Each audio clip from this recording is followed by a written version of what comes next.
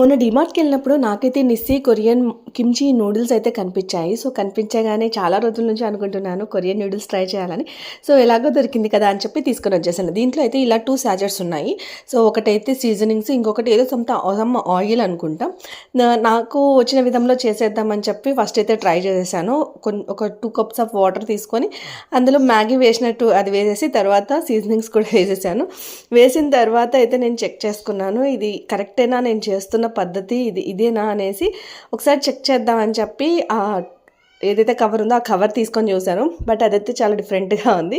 Water అంతా తీసేసి తర్వాత సీజనింగ్స్ ఆయిల్ యాడ్ చేయాలని ఉంది.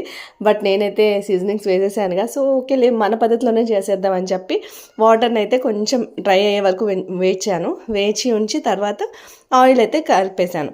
బట్ టేస్ట్ వరకు వస్తే మాత్రం చాలా బాగుంది. నేనైతే అసలు ఎక్స్పెక్ట్ చేయలేదు. కొరియన్ అంటే చాలా స్పైసీగా అసలు తినలేమో, ఊరికే కారం కారంగా ఉంటుందేమో అనుకున్నా. బట్ ఆయిల్ వల్లనేమో సీజనింగ్స్ ఏమో నాకు తెలియదు కానీ బట్ చాలా టేస్టీగా అయితే ఉండింది.